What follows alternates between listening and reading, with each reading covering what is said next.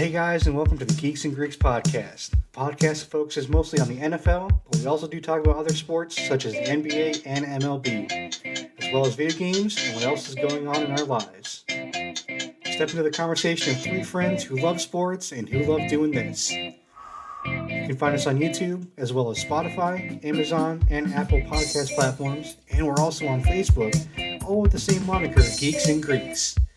Thanks for stopping by. We hope you guys enjoy the show.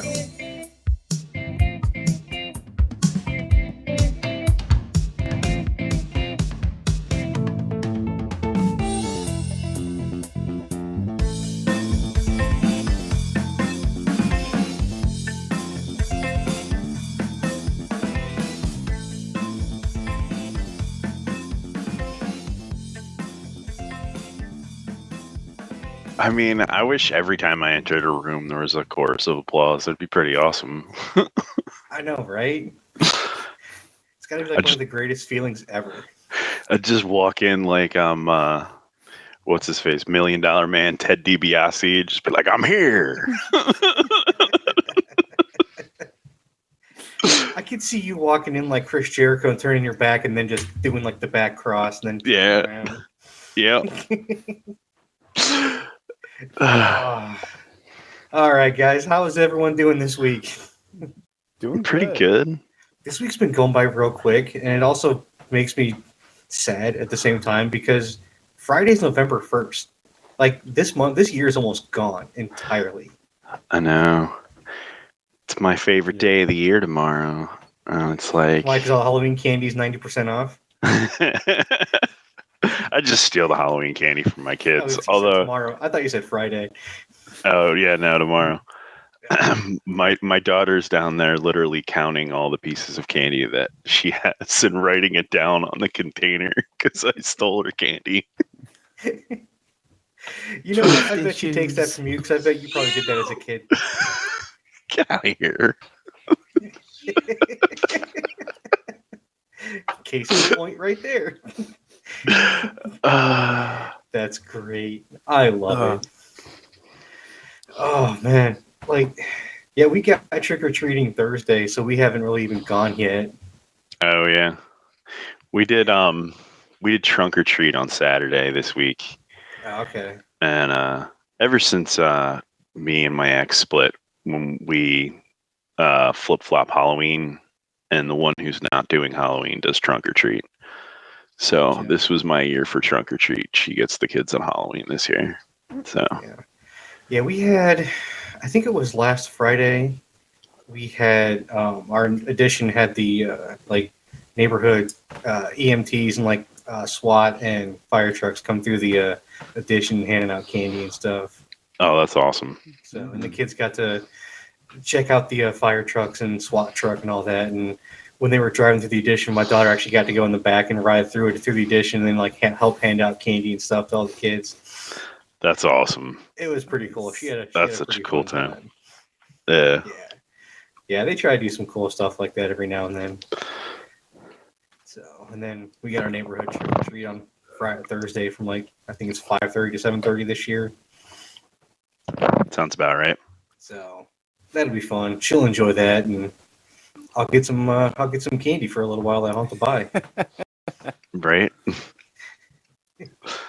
All right. So let's move on to QB Survivor. There is no golden immunity this week because there were no buys in week 8. Yeah. Is that new? No buys. Yeah. I had to double check that a few times. It's like there's got to be one or two technically, but yeah, but no, not any. You know what though? I kind of like it. I like if they split it up. Some weeks a team will have a bye, some weeks they won't have teams that have bye. I like that. It's kind of cool actually. I'm all for it. It gives us more games. Yeah, I'm for anything that gives us more games. Right. I wish I could watch more. It's hard for me to be able to watch anything. Yeah. We have more games, but it's harder to watch games because of all the cable packages you have to have. It's unless I go to Chevy's, I'm not really watching anything on Sundays. Yeah. Best football bar in town, man, I swear. Yeah, I miss Chevy's. It's not the same without you anymore. No, it's not. It hasn't been the nearly same as in 10 entertaining. plus years. If you ever Adam, come back, we'll totally have to go just to go for no other reason. 100%. I agree. Yeah, man, definitely. I could go for a Diablo sub. Yeah, those are good. Yeah. Very All good. right, Adam, who are you granting immunity to? Okay, so my immunity this week is going to go to probably the guy that had, I think, that worst game of the year that's still left of the week. And I don't know, just he's had really good weeks pretty much all season. He's had a few that have been kind of rough, but nothing this bad. They got absolutely destroyed this week by the Bills. I'm giving mine to Geno Smith. Now, I'm sure Pete was probably chomping at the bit to get to eliminate him, but I'm going to save him this time. Okay. I mean, his completion percentage was pretty good. He had almost 73% completion rating, but 212 yards on 1 interception and an 11 QBR. I mean, it was a bad week. It was almost Anthony Richardson bad. The only difference is he didn't come out on 3rd and goal saying he was tired. That's like the only difference between him and Richardson this week. That was such bull crap. I want to give it to him because I want to give him a little more time in this. Because, like I said, he has had some really good weeks for most of the season. So hold on a second. I haven't heard this Anthony Richards story. What happened? Oh, you didn't hear about this? No. Okay, so the Colts were down. It was 3rd and goal from like the 15. And he came out of the game and subbed out on 3rd and goal and left and didn't go back in. And at the press conference after the game, when they asked him, why did you sub yourself out? Because they didn't sub him out. He pulled himself. Huh. His response was, I did a lot that last play, and I was really tired, and I didn't think I could, play well in that next play. Yeah, even if it's true, you don't say it. You make some shit up.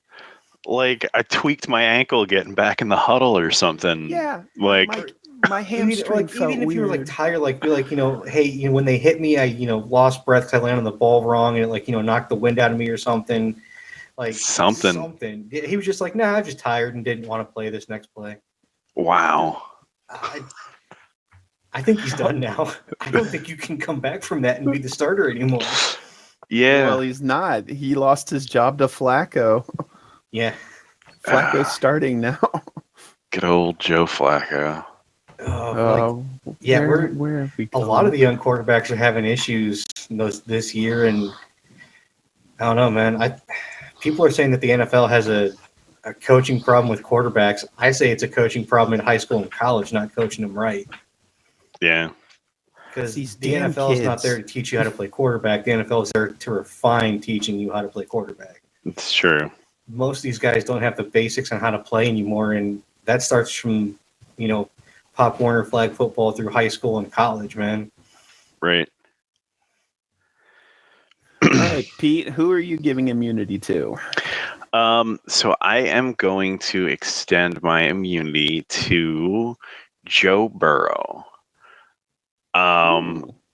Honestly, I know he didn't have the best of games, but his stats don't quite show how he played because the interception wasn't his fault. The Eagles literally swatted the ball to each other. They figured out how to do an alley-oop in football. And the fumble was like one of those standard peanut punch fumbles. It was really the Eagles defense, not him screwing up. So I figure I'll give him my immunity this week. He got his ass handed to him. So, and if I'm quite honest, Geno Smith and Joe Burrow have very similar stats this week. Yeah. 70% for 234 and 1 interception and a loss by 20. That's really close to what Geno did. I also just want to go on the record again and say you're welcome, Pete.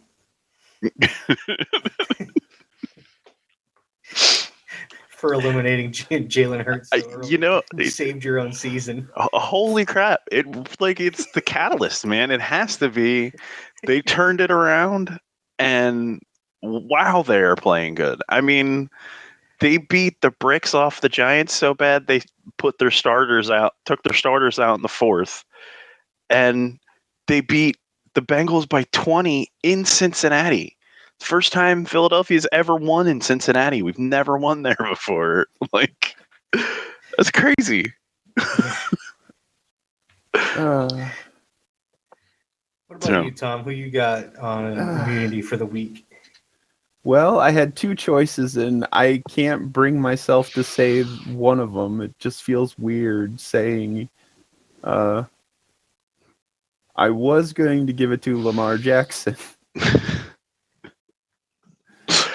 I mean, I didn't think he had that bad of a week, but I mean, go on. 60% completion, losing, and yeah, but no, I think I am going to. No, I want to eliminate him. I'm gonna give it. I'm gonna give it to Jaden Daniels. He was on my list too. I'm hoping with you guys going so far off my list that Lamar Jackson will be safe. So I won't have to give him immunity. I mean, I guess we'll have to wait and see when it comes to eliminations now, won't we? Yeah. I guess so. Quick, let me rewrite it. No, it might have just what I'm been voting for now. It might have just been me when I was watching Baltimore. It didn't feel like a good game, and they lost. Yeah, you know what though? It's one of those things where, like, I mean, every team's gonna have a week where like that. I mean, Kansas City hasn't yet. I doubt they go undefeated, but it's like every team's gonna have a week where they kind of stumble and falter like that. Like our friend Jeremy texts us too, and he's like, "Looks like Baltimore's falling apart." I'm like, dude, it's one game. Like they've played like the best team in the NFL almost for like the entire season. Yeah, and I mean it's your stereotypical trap game. Like you just expect to win against this team by showing up, you know, and you just lose by like one touchdown in the fourth quarter, right? Like they only lost by like 4 points or whatever. Five. Yeah. So it's like it really kind of came down to the wire when you were expecting to just be able to show up and win, and you didn't prep enough. You know. I also think part of it too is just the fact that I think the whole team had a giant morale boost when Deshaun Watson finally wasn't the starting quarterback. Like maybe not because of how it happened and him tearing his Achilles, but I think the entire team was just really happy not to have him, like not to have the dirty man under center anymore. Yeah, I mean, I don't want anybody to get injured ever, but at the same time, like I'm not losing sleep over him. Blowing his Achilles. Just me, or did it kind of feel like karma when it happened? Yeah. I've heard that he's so many times. It's like karma is real. The thing is he's got his money. Like he couldn't play well. Like he was just embarrassing himself. This is probably what's best for him too. Like let's be honest here. His contract is so guaranteed. Like just take the money, stay on the bench. Yeah, I side with that. At this point too, I mean, hell, ride the bench for 2 more years until your contract is up. And then, just retire. Because nobody's going to sign him after this. No. I can't imagine anybody signing him. No, it'd be that It's crazy. not like a league minimum third string / practice squad role. I mean, if someone is looking at signing him, I'd love to try out for their team. I used to be able to throw a football. I'm sure I can get up there just like he can. Dude, I can throw a check down. I mean, right? I can bubble screen, and I can throw a bubble screen. I can throw a halfback screen. I can do that. All right, Adam, who are you putting on the chopping block? The chopping block. One of my favorite times of the show.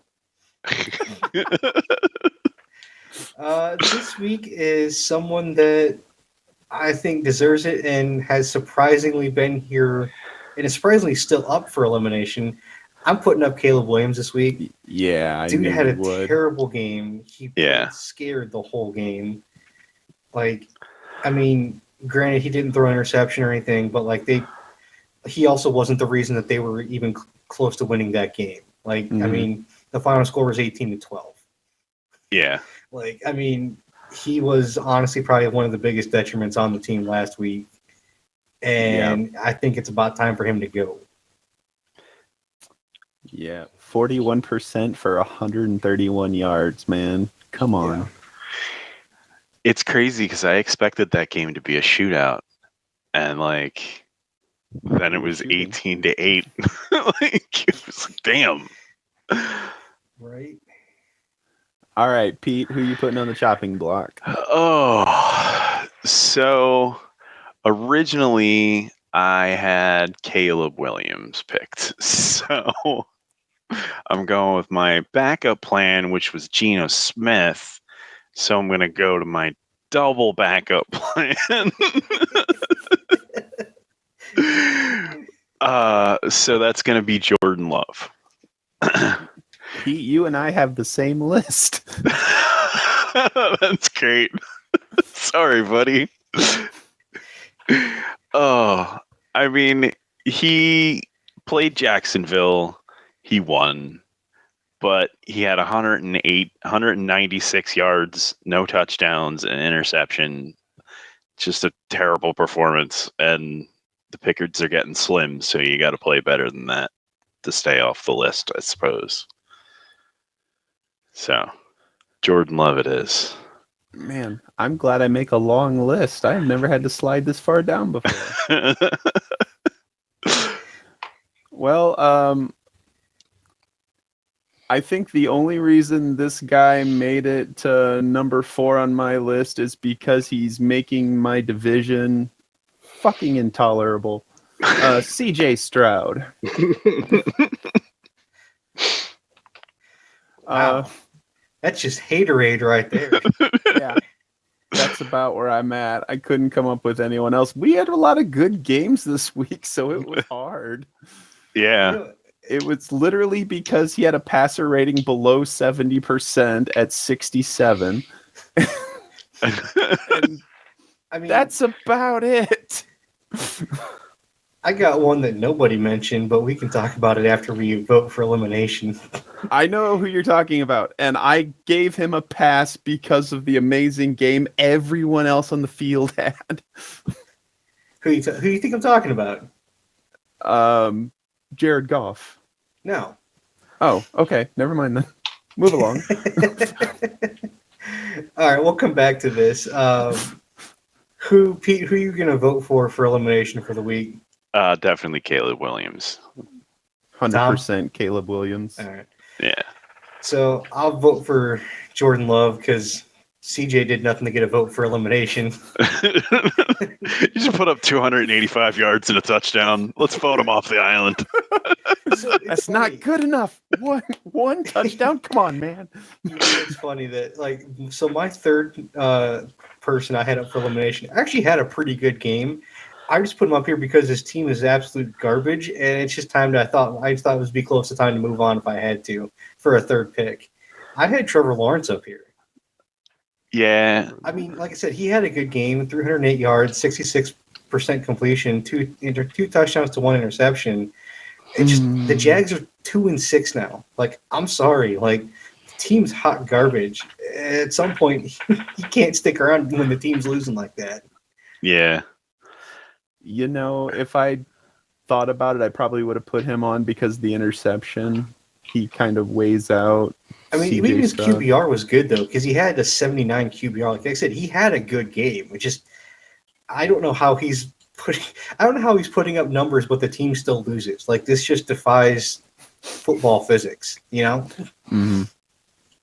Like, if you have that good of a game, 99% of the time your team's going to win. But yet somehow they still find a way to lose. Yeah.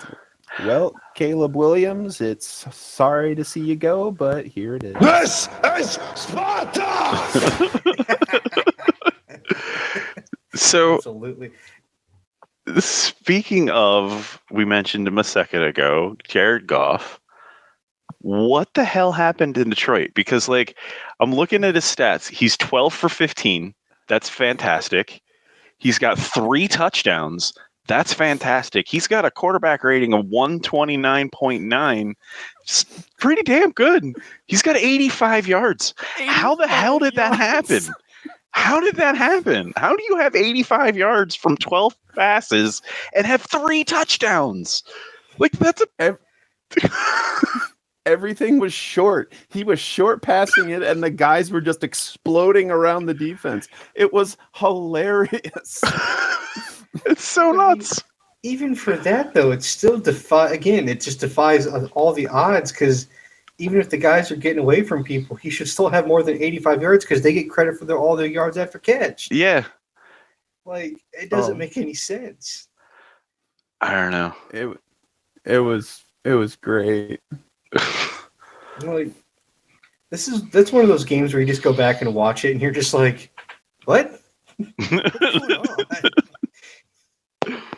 Like, it just doesn't make any sense whatsoever, man. Like, it's absolutely nuts. I was watching the stats of the game because I've got Amon-Ra St. Brown on my fantasy team. And for like the majority of the game, he had 1 catch for 1 yard for a touchdown. And it was like, what, I get 1 of each? Like, thanks, guy. Makes me almost want to wish it was like a PPR league. Well, the one I'm in is a PPR league, so at least I got a point for that. Oh, nice. But I think he only ended the game with like 2 receptions.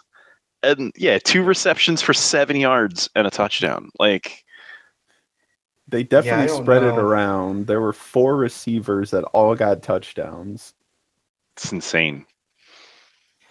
And also the crazy part of that whole thing too is that he only threw 3 touchdowns, which means one of them was a running touchdown. Yeah. Well, also their running back, I forget his name, Montgomery. He threw a touchdown and got one. Yeah, that's what it is. So Jahmyr Gibbs had 11 carries for 127 yards and a touchdown. Mm-hmm. There it is. Had 9 carries for 33 yards. All right. And a touchdown. Yep. Yeah. Yeah, 2 rushing touchdowns, 4 receiving touchdowns. And then David Montgomery, 1 pass completed for 3 yards and a touchdown. But yeah, I was wondering if anybody was going to give him grief for having such low yards this week, but I was gonna go to bat for you, Jared. You didn't have to. Yeah, I mean, I was, because that was the first stat I looked at, was the yard numbers, and I was like, oh man, maybe it's time to vote Jared Goff off. And then I looked at the rest of the stats, and I'm just like, wait, what the hell happened? You know what the crazier part is they only, I mean, as a team, they only threw 19 passes. Yeah. The entire game. Mm-hmm. And they ran 24 times, which means they only ran 43 plays the entire game. And scored 52 points. Yeah, 52. That's got to be the most efficient 52 points ever. Because that just, I mean, to me, all that says is that's Madden. Like, you stopped them on like their own 10 every time, and when they punted it, you got it back like the 40 or like 30 or 40 yard line. Yeah. Every single possession, basically. Mm-hmm. I think Detroit was playing Madden on like easy mode. On easy mode. Well, I mean, they were playing the Titans, so yeah, but there's that. It's still an NFL team. I figured it'd put up a little bit more of a fight. I mean, is it? It's Tennessee. It's NFL adjacent. You know, here's what's funny is when I look at Tennessee's stats for the game, Mason Rudolph was starting. Will Levis is still benched. He went 22 for 38 with 266 yards, a touchdown and 2 picks with a 66 QBR. He had a good game. It wasn't terrible. And Tony Pollard had 20 carries for 94 yards. Again, that's not bad. That's actually a pretty good game, almost 5 yards a carry. Yeah. I mean, Calvin Ridley had 10 catches for 143 yards. He didn't get a touchdown. But, like, I mean, when you look at the stats, it's like the Titans look like they actually had a decent game when you just see the stats. The thing I thought was hilarious is the first stats I looked at were 85 yards and 4 sacks. And I was like, oh, he got demolished. Yeah, that's what you'd think. Yeah. But speaking of Tennessee and Detroit, let's move along to winners and losers, where Pete declared that Detroit would win over Tennessee. Absolutely. Told you. Adam called Minnesota over the Rams. I don't know what happened there. I was on board with you, man. But unfortunately, the Vikings lost to the Rams 30-20. I took Denver over Carolina in the biggest no-brainer of the week, and sure did, but only by 2 touchdowns. I was expecting more out of you, Denver. Moving on to losers. Adam also chose Tennessee losing to Detroit. Yeah. And Pete's losing game of week 7, Cleveland over Baltimore. I cannot believe what I just saw in this. Yeah. Unfortunately, Cleveland won against Baltimore. David slew Goliath. Sorry, man. Yeah. And then I likewise was on the Tennessee losing to Detroit train. So after week 8, the score stands at Adam at 9, I'm at 8, and Pete at 7. Boo. This is also one of the great things about football is that you never quite know what's going to happen on a week-to-week basis. Yeah. Cleveland beating Baltimore? Someone had money on that game. Yeah. I'm betting the owner had money on it. I was thinking the refs. Maybe. I don't know, man. Like I said, I think we talked about this earlier, but it's like I think the team was just kind of on this like emotional high of having a competent quarterback under center, which, saying that Jameis Winston is more competent than Deshaun Watson feels weird to say, but it's 100% true. Yeah. I have to speculate that Deshaun Watson may have been a morale killer in that locker room, and just having him not there just completely turned the team around. Right. Imagine it. Like at this point, if they hadn't screwed this up, they could have had Baker Mayfield thrown to Amari Cooper. Actually would have, they probably would still be in contention with the playoffs at this point if they would have kept Baker instead of letting him go and signing Deshaun Watson and trading for him. Yeah. Granted, they had to give up like nothing. I think they gave up like a 6th and 7th round pick to get him, something like that. Like they gave up almost nothing really to get him. But then they signed him to the worst contract in the NFL. Yeah. Because you just can't get rid of him. No, he is chained to their leg for two more years. It's just crazy. All right, Adam, who is your week 9 prediction for a win? So my winner's pick for this week, it was kind of tough to choose because, this week in the NFL, we have like the greatest perfect storm where we have like good teams are playing good teams, mediocre teams are playing mediocre teams, and bad teams are playing bad teams. So like there's no real easy pick because I was even looking at Carolina just because I was curious, and it's like Carolina plays the Saints. So we have 2 of the worst teams in the NFL playing each other, which is, it's a toss-up. Anybody could win this game. The only one that I really saw that kind of I was semi-confident in, but also wanted to take a flyer on, was I'm picking Cincinnati to beat the Vegas Raiders. Okay. So I'm pretty sure it's in Cincinnati, so they're staying home again. I think that they're just, I don't know. I think Cincinnati's primed for a good week this week against the Raiders. 2-6 versus 3-5. And like Minshew's back under center because Aiden O'Connell's, I think, on the injured reserve now for the season, and he's done. So they're going to have to go back to Gardner Minshew, or as we like to so eloquently call him, Uncle Rico. He absolutely is. He is. All right, so just to clarify, you're taking Cincinnati to win over Las Vegas, right? What? You're taking Cincinnati to win over Las Vegas? Yes. Okay. Pete, who is your Week 9 win? So I am going to be banking on Baltimore to have a big bounce back game. So they're hosting Denver. It's 1:00 on a Sunday. I figure Baltimore will be in pretty good form to get like their confidence back going. Denver's not the best team. They're not the worst team, but I think it's a good solid pick for Baltimore to win. See, I was looking at that too, and the thing with Denver that kind of scares me right now is Denver's is a team that's on a win streak and has momentum behind them, and they believe in themselves to win.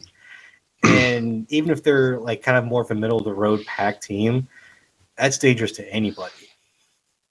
Yeah, but I mean, Lamar Jackson's a streak buster, man. I don't know. He did also get embarrassed by Cleveland too, so Yeah, like He has something to prove. right. And I do feel like the Cleveland game was a trap game, which usually means you were over preparing for the next game you're going into. So why would you over prepare for Denver if you're Baltimore? I mean, fair enough. Because you don't need to prepare for Cleveland, so who else are you going to prepare for? Yeah, I mean, fair. Yeah. I actually did think about Baltimore, but I wanted to save that one for a later week. So I went with Buffalo winning over a Tua-less Miami. I figure Buffalo at 6-2 against Miami's 2-5, I think. I think 2-5. I figure that's a big enough spread, and without Tua, they haven't quite figured things out yet. Wait, Tua's back. Is he? Oh, well, yeah, he played is back this week. Yeah, you're right. I forgot about that. I still have him on IR in my head. I mean, there's a good chance he'll be out again by this weekend, but he's back now. He bumps his head on the subway and he's out. Oh, no. Or it's just as dangerous as him getting into a car wreck on the way to the stadium. Oh, God. I mean, fair. I mean, like, they lost to Kyle Murray this week, and it's like, I don't know. Is it worth it to bring him back at this point? Like, I feel bad saying it because it's like, I know it's his livelihood, and I get that, like, his whole life he's wanted to be a football player and he's willing to take the risk, quote unquote, blah, blah, blah. But, like, sometimes you got to, like, save somebody from themselves, I think. I wonder if at this point with like Tua and maybe a couple other guys on the team, if you could just treat it like a preseason games. Have him play like the first half, and then depending on what's going on by halftime, pull your starters and let the backups get some reps because you're probably going to lose anyway at this point. I mean, again, like I said, you're 2-5. Like they're not making the playoffs. They're not winning the division. Right. I don't know. Like it's hard, and I get, it's one thing sitting in the armchair like this saying he should retire when, your entire life that's all you've done is work towards being a football player and a professional athlete, and now, you're probably going to be done here in a year or two anyway. So I think with the whole Brett Favre thing coming out that I'm a little more sensitive to head injuries when it comes to football players. So maybe that's why I have a bit of a grind with it. Getting head injuries doesn't make you doesn't make you steal money from the state. That's just a character issue, not a head injury issue. Yep, that's what I was talking about 100%. Anyways, Adam, who's your week 9 loser? Miami. I knew one of you guys had to pick Miami, the Bills to beat Miami, because that's just how this has worked for the last 3 or 4 weeks now. I chose Miami to lose to the Bills because this was, again, kind of one of the few games where I'm like, this is kind of a no-brain shot. But the thing is, when I was looking at teams I hadn't picked yet, I haven't picked the Bills or Miami, and I'm like, okay, do I pick one to win? Like, which one do I pick here? So Yeah. I figured I'll have an easier time picking the Bills to win or something later on. So I went with Miami to lose to the Bills tonight or Sunday. Yeah, I figured this one was going to be popular just because of the huge gap. Pete, who's your loser? So I was looking over the games and I decided that this week I had to go full on homer pick. And you got Dougie Fresh coming back into Philly with his terrible Jacksonville Jaguars. And we're just going to smoke his ass. And I can't wait. And so I'm picking the Jaguars to lose to Philadelphia. Yeah. So if Jacksonville if Jacksonville wins, do they get Doug Peterson back? Do they just trade him like after the game and he stays in Philly and then Sirianni goes with Jacksonville back to Jacksonville? Loser gets Peterson. No, winner gets Peterson. Winner gets Peterson. Oh yeah. The loser gets Sirianni. Oh my god. You know what? All right. Go ahead, Tom. Oh, I was going to move on. So this one was actually my legitimately tough call. But at the end of the day, I have to put my money on Kansas City. And who's the poor sucker they're playing up against this week? That's Tampa Bay. So I got Tampa Bay losing to Kansas City. You know, you're probably right. But like Tampa Bay's kind of been hot this year. Monday night, Kansas City's kind of stumbled in some of their wins. I could see this being Kansas City's first real loss. Baker steps up when the pressure hits, man. He really does. Yeah. Yeah. Even if Tampa Bay loses, I'm betting Baker's going to have a really good game this week. He's going to feed off that crowd. Yet another week we wouldn't have voted Baker Mayfield off of quarterback island.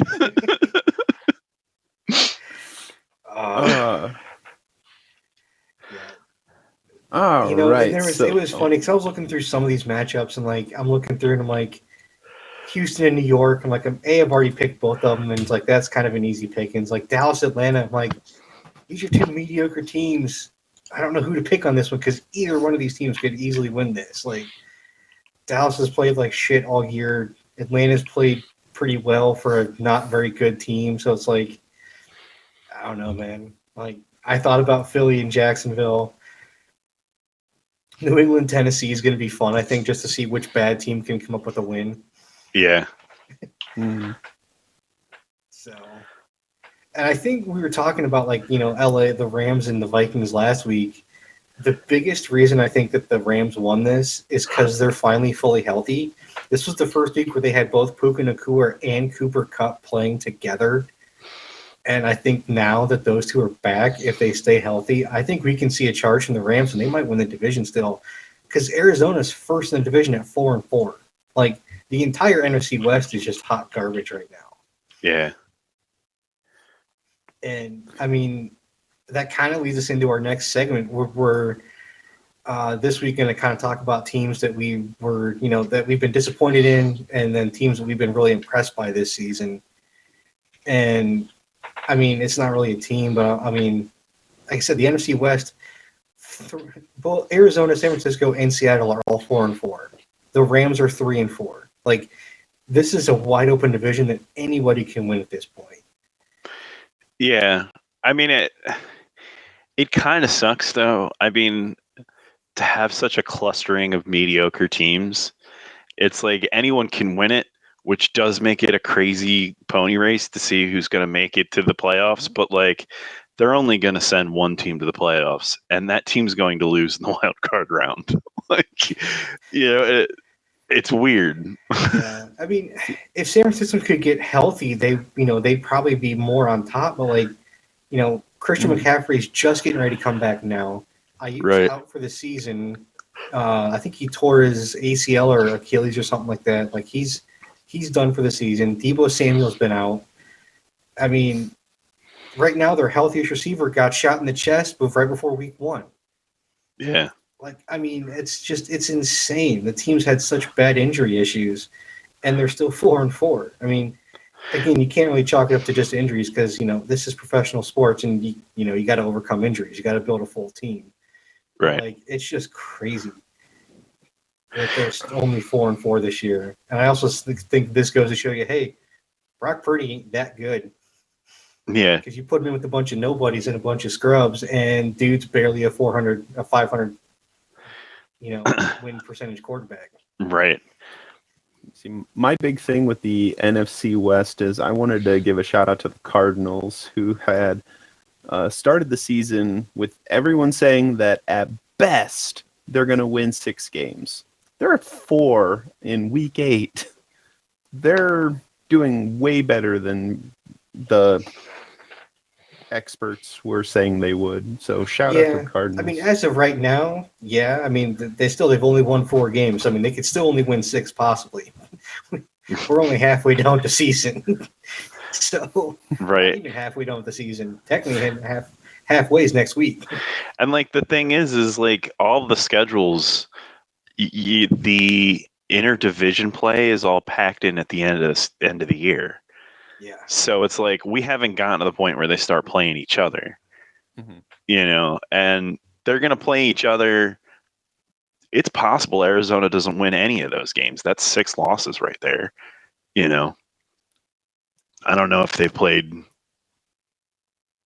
each other yet. I don't know their schedule off the top of my head, but you look at it where most of these schedules have the divisional games packed in at the end. It makes the season get more interesting as the time goes on. But I think it gives you mirages of these, better teams and worse teams than they really are. Just because their opponents have sucked, so their win stats go up. Yeah, exactly.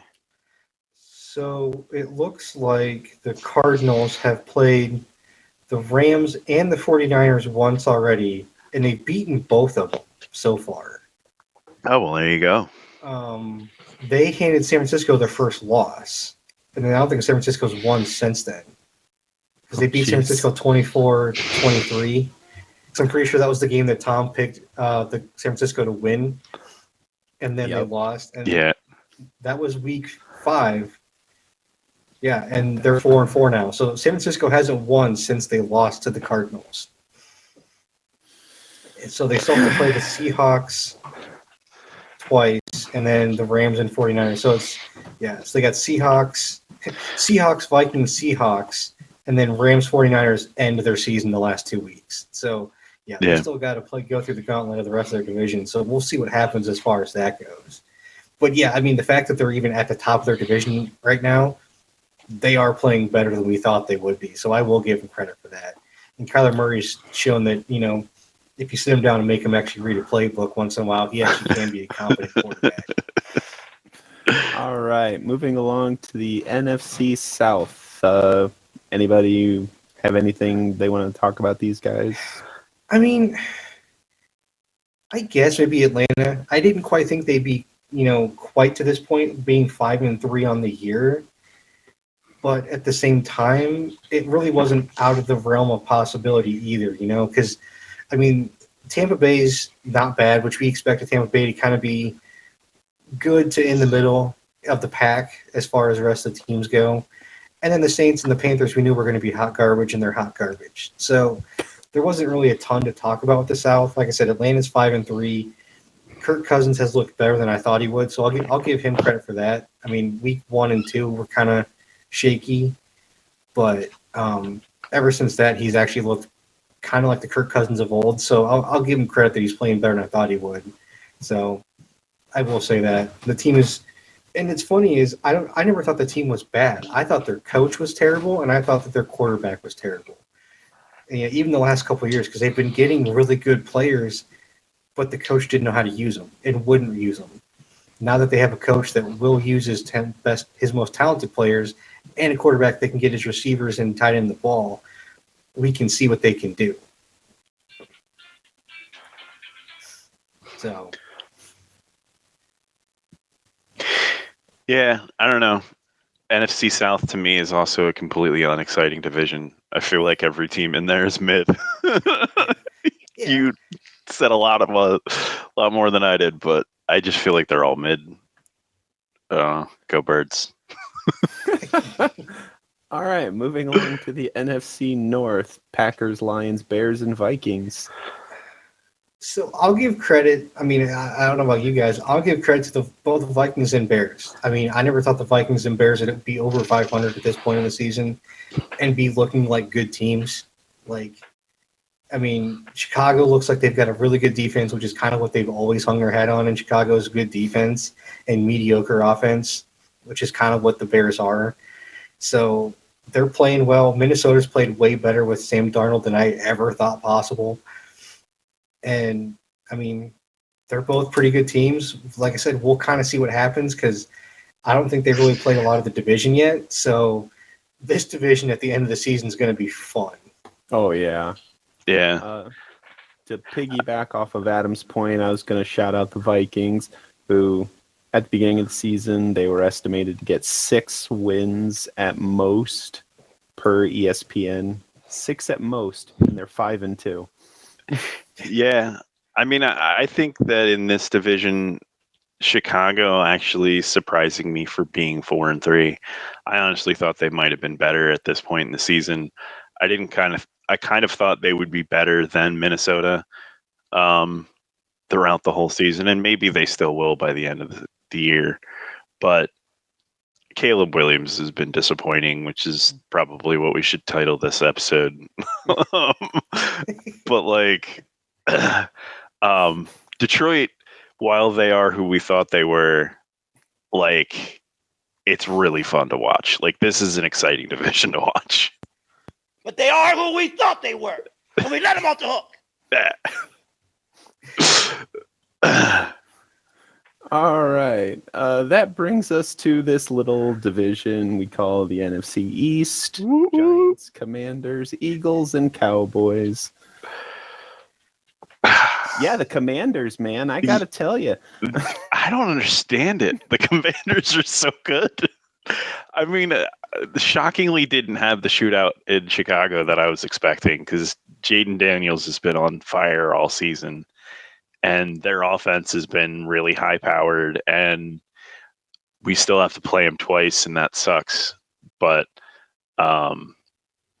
Philly started terrible. Like every game, they start terrible too. They have not scored in the first quarter this season. The last time they threw a touchdown pass in the first quarter, it was last year, and it was to Julio Jones, who isn't even on the team anymore.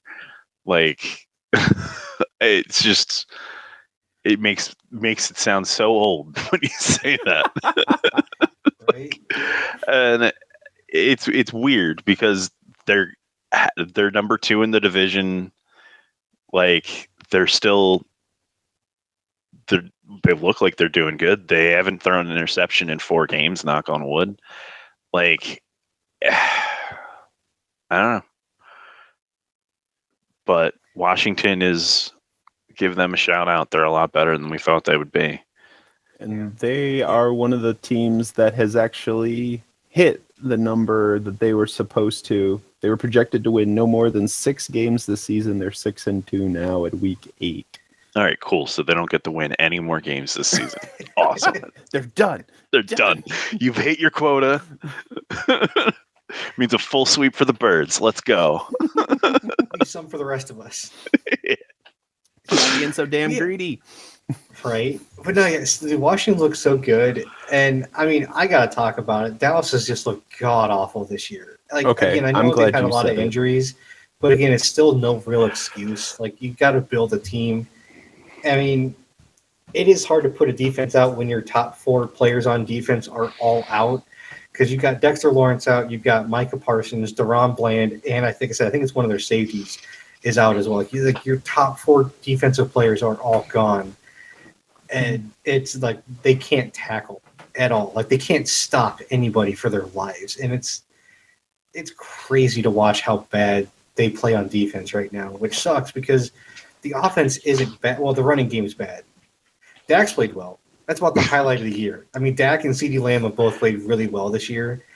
Their run game is the worst in the league. They're averaging, last I knew, they were averaging like 3.8 yards a carry. And, like, it's bad. And I don't know. And the sad part is that Dallas is 3-4 right now. We've only played one game in the division, and it was the Giants. And we barely won. Yeah. Like, I mean, in the division so far, Washington, Philly, and Dallas have only played one game in the division, and they all played the Giants, and they've all beat them. The Giants have lost all 3 games they played in the division. So all 3 teams, Washington, Philly, and Dallas, still have to run the gauntlet. Like, we're not done with the NFC East yet. They haven't even started. Right. So it's like, it's probably going to get worse. And at this point, I can see Dallas getting a top 10 pick in the draft this year if things don't turn around.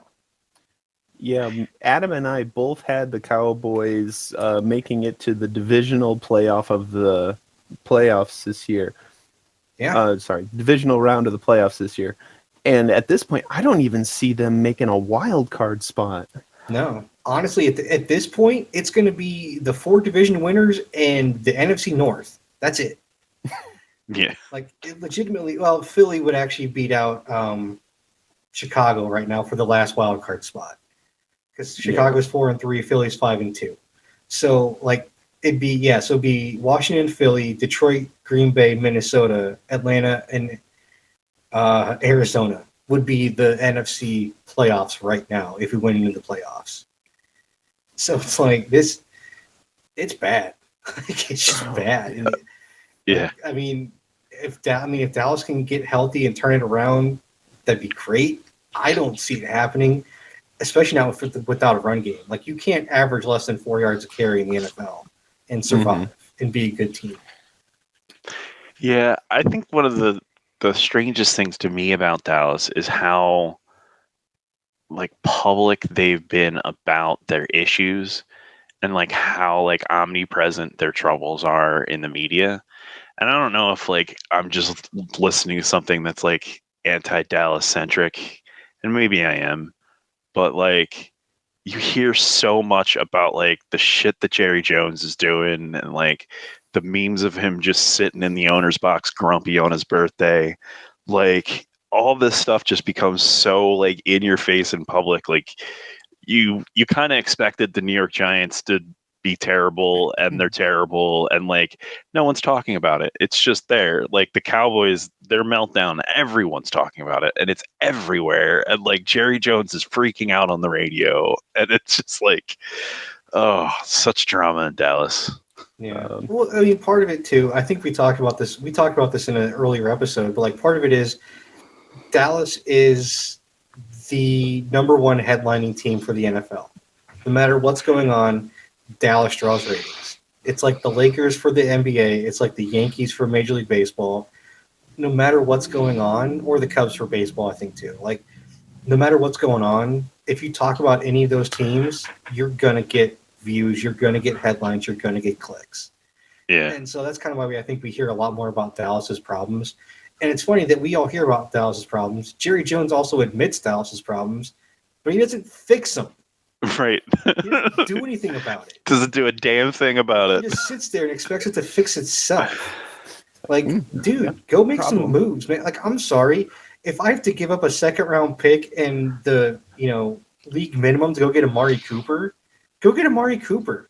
Throw CeeDee Lamb in the backfield or do something. Like, put somebody in the backfield that can run, because Rico Dottle can't.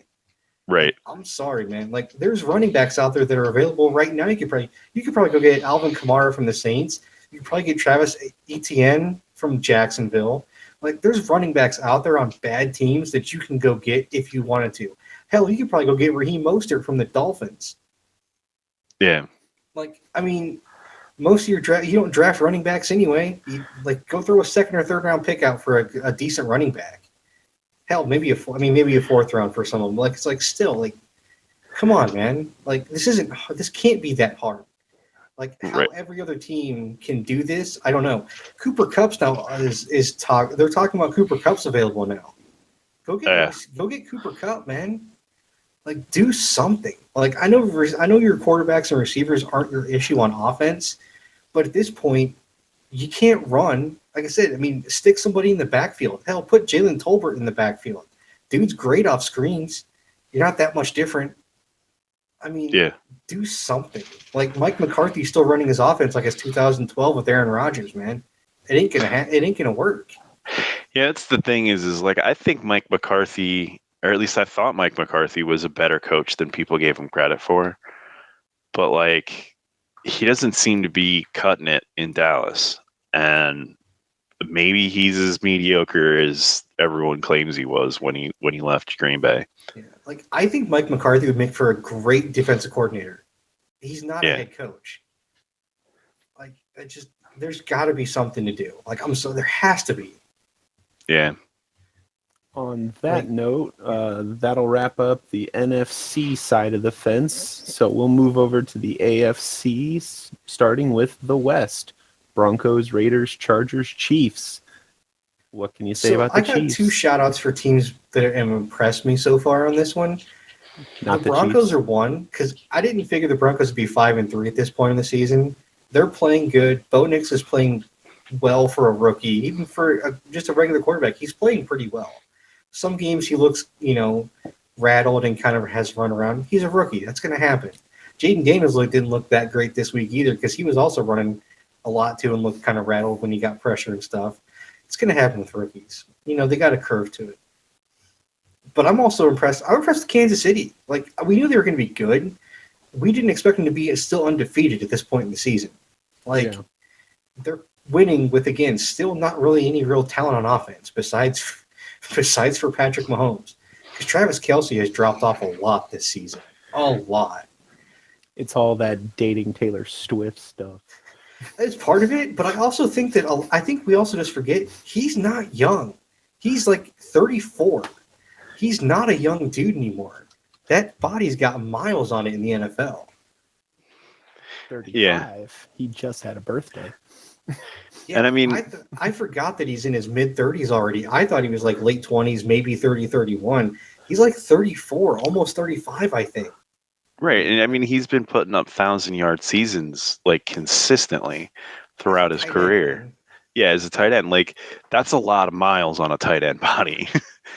Yeah, So, like I said, I mean, Xavier Worthy's played well. They've had a couple other receivers that have played okay, but they've pieced together this offense, and Patrick Mahomes does the rest, man.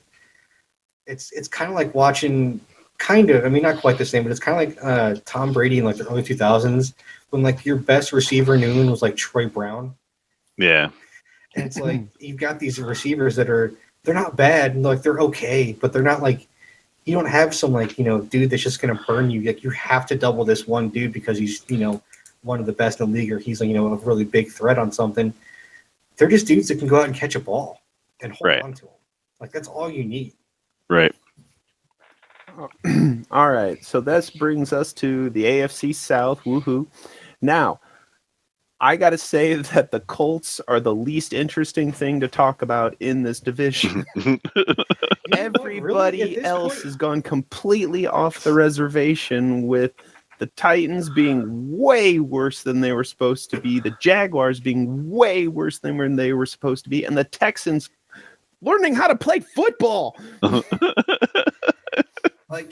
What's funny is I didn't really have anything to say about the South because the South is pretty much shaping up how I thought it was going to shape up. The Texans were going to run away with the division. Indianapolis is going to be hovering right around 500. And Jacksonville and Tennessee were going to be hot garbage. This is what I expected out of the AFC South, and I got it. I got nothing to say on this.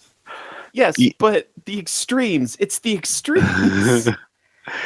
Just wait till we get to the AFC East. I feel like both conferences need punching bags, and this division is mostly punching bags. Even at 4-4, Indianapolis is still kind of a punching bag of the AFC. They're doing a little better, but that just means it means more when you beat them. Also too, if you look at point differential, honestly, Houston's not doing that much better. Like Indy's got a +3, Houston's got a +9. So I mean, Yeah. Houston ain't like blowing guys out. They're kind of barely winning games at this point. Yeah, that the big shiny 6-2 though is really impressive in the Oh yeah, it AFC totally South. is. And that's one of the few divisions. I mean, Houston's already played 3 teams in the division, so they only have 3 more games in the division left. So they've already beaten most of them. Tennessee still has yet to play the rest of the division. They've only played 1 game, so Tennessee's still got to play Indy and Jacksonville.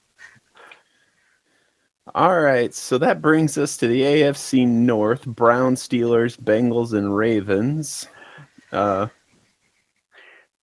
This one to me is haywire. I mean, the Browns are where I expected them to be, but Pittsburgh on top in the division at 6-2, Baltimore as a wild card spot at 5-3, Cincinnati at 3-5. Like, I was actually thinking that the Eagles might lose to Cincinnati preseason. Like, when I was looking at the schedule, it was like Cincinnati was a question mark for me, and it was like I actually said that if we got to Dallas and we had lost, or if we lose 3 games before Dallas, then on the way home from the 3rd game, Sirianni should be fired.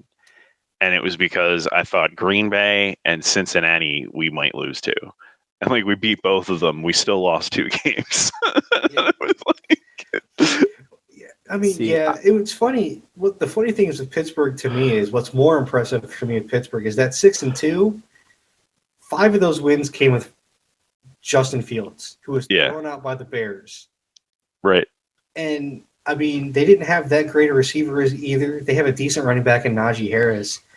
But I mean, to me, it just goes to show what Justin Fields really could do in the NFL if you give him a competent coach and a competent organization. Because, I mean, he doesn't really have that many weapons because George Pickens ain't that good. He's okay, but he's not that good. Right. Like, I mean, this is what Mike Tomlin does. And this is why, as much as I don't like the Steelers, I have to give him credit. I got to give Tomlin credit. He somehow does this like every single year. Every year, people are like, they'll be around the wild card team probably, and they're fighting for like the division. And more than likely, they come away with it half the time. Like Cincinnati just boggles my mind at 3-5. I know they had like contract issues in the beginning of the season with Higgins and Jamar Chase and them. Burrow's coming back from an injury, but it's like, I mean, this team should have been better. I was kind of disappointed. Cleveland, I thought would be a little better than 2-6, but not by much. So that doesn't really surprise me that much. Baltimore at 5-3 is not even that bad. It's more shocking that Pittsburgh's at 6-2. Yeah. Yeah. I had this year being one of Tomlin's 500 seasons, but especially with what? I think we all did. Yeah. But with the Steelers having 5 players out and 9 on injured reserve, I thought they would be way worse than this. But they're making me regret my predictions for the playoffs. Because I'm the only sucker in this group that had them missing the playoffs. You guys having them go into the wild card round. I mean, I can't say much. I picked the Jets to win the AFC East. At this point, they're probably going to finish as the worst team in the AFC East. But and that will bring us to the last, but not least, the AFC East. Okay, maybe it is the least. You were talking about the division being a punching bag. I feel like this division's a punching bag. Yeah. Buffalo, no one else is even close to a winning record. That's true. 6-2, 2-5, 2-6, 2-6. Like New England, we expected to be bad. They're in rebuild mode. We knew that was going to happen. Like that's kind of par for the course is what we expected. The Jets being 2-6, like that's the biggest disappointment of the year to me. Like they had Aaron Rodgers, he's coming back. This should have been a playoff team. They should be 5-3 fighting with Buffalo for a playoff spot for the division at this point. But they've changed so much throughout the season. Like, I think that's part of the Jets' problem. It feels like every week something big happens other than just them losing. Like they fire their head coach, or they bring in Devontae Adams or whatever, And it's like they're constantly changing the narrative away from the fact that they've lost 6 games. Like, and nothing is making it better. You're just making it more chaotic. Like, It's a I almost soap wish we opera. knew somebody that lived around New York that could tell us what the New York media was saying about it. Because yeah, all I get is ESPN. And I Yeah. kind of wish I could we knew somebody that kind of could give us what the ground people are saying out in New York City. yeah. I don't know anybody from that area that also likes sports, but I can ask. So I just but yeah, I just wanted to say that I kind of called the estimates for the Dolphins as way off, and I'm glad I feel so validated. They had them winning 9 games this season. Yeah, right. I mean, again, it's one of those things I couldn't see it. I mean, they won 7 last year with Zach Wilson. Yeah, Aaron Rodgers should have been a step up, even at 40 and coming off an Achilles tear. yeah. And it turns out he's worse. Honestly, but I think after this season, if you're Rodgers, how do you not look at yourself and be like, I'm done. I can't play anymore. Yeah. I would feel that way now. 8 games in, it's like I can't finish the season. He's not gonna leave. Man, I wouldn't. I don't know how you keep playing when you're playing like this. It's called millions of dollars worth of reasons why you keep playing. Fair. If I had that contract, I'd play the season out and take it. But I mean, yeah, if whoever the coach is now, I'd bench Rodgers and put in Tyrod Taylor. What do you have to lose at this point? We're 2-6 and worse in the division. Tyrod Taylor's a good quarterback. I like Tyrod Taylor. I wish he'd get more of a chance to actually get a starting gig and keep it. Yeah.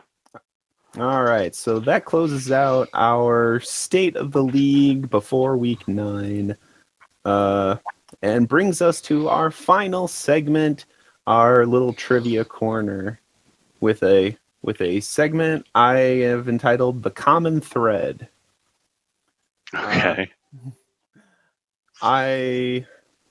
For most of these questions, I'm going to name 4 players, and you tell me what all 4 of these players have in common, what significant achievement they have in common. Okay. And I will start with Jerry Rice, Ricky Prohl, Muhsin Muhammad, and Rob Gronkowski. And literally no one else. What? I don't even know who the middle 2 are. Yeah, neither do I. Ricky Prohl was a receiver, and so was Muhsin Muhammad. Muhsin Muhammad was well known as the Carolina Panthers all-time receiver before Steve Smith. Ooh, very good. He got, I think, drafted or signed by Carolina when they became a franchise in '95. And the dude that he was opposite with, he ended up going to jail for, I think it was killing his wife or something like that. But yeah, he was in jail for a long time and then never came back. But yeah, I've heard of Ricky Prohl. Aside of that, all right, so hold up, because if that guy was playing with a receiver who went to jail, Ron Gronkowski also played with a receiver, a tight end that went to jail. So is it that they played with somebody with a matching position that went to jail for murder? No. It's not that? Okay. At least that's not what I had intended. We found the alternate answer, the bonus question. They all know guys who did murders. So do you want me to go ahead and call this one? This one might have been too hard. Know. These are the only 4 players in the NFL who have scored touchdowns, Super Bowl touchdowns for 2 different teams. Oh, wow. Jerry Rice Prohl was with the St. Louis Rams when he got his. Yeah. Rams and then Carolina in 38. He was with Carolina, so that's where Muhammad got his. Yep. Where else was Muhammad at? Chicago in that's 41. the 016 when they played the Colts. That's right. Yep. Yeah, and Jerry Rice. Jerry Rice was was 49ers and was it Oakland. Raiders? Yep. Okay. And Gronkowski, New England and Tampa Bay. Yeah. So that might have been a little hard. How about this one? Well, this one's going to be mean, but, that's how it goes. Peyton Manning, Tom Brady, Drew Brees, and Brett Favre, and literally no one else. Peyton Manning, Over Tom Brady, 60,000 Drew passing Brees, yards. and Brett Favre. Hmm? They're all white. He's literally no one else. You can't name one other white quarterback. Not in the top 5 of quarterbacks of all time.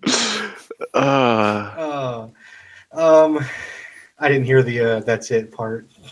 Yeah, and literally no one else. It's Okay. Manning, Brady, Brees, these- and Favre. Are these all guys that have over 65 or 70,000 passing yards in their career? They might be, but that's not the answer I'm going for. Okay. Did they all win Super Bowls for 2 different teams? No, Breeze didn't. No. The other 3 did, though. You're kind of treading in the waters there, Adam.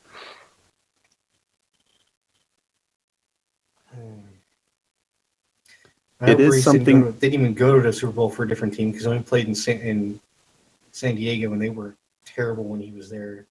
It does have something to do with teams.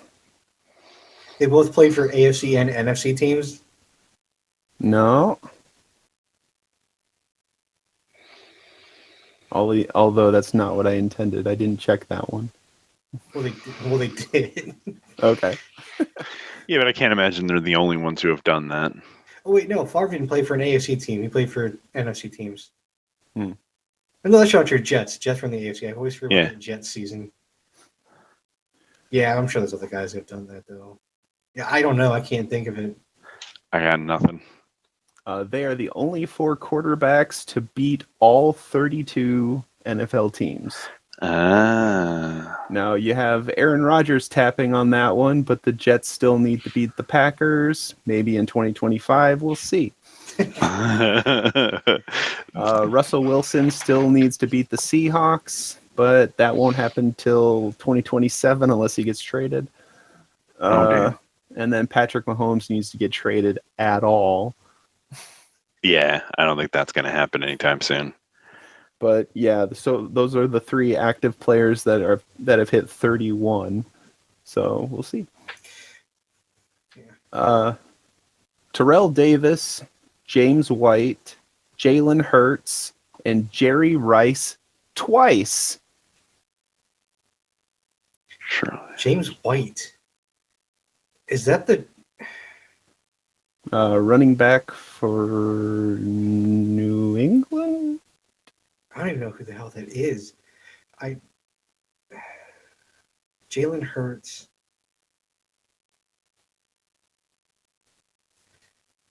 I was going to say multi-time Heisman Trophy winners, but that's not it. Can bench press over 500 pounds or squat left over 500 pounds. See, I put Jalen Hurts in here just to piss Pete off.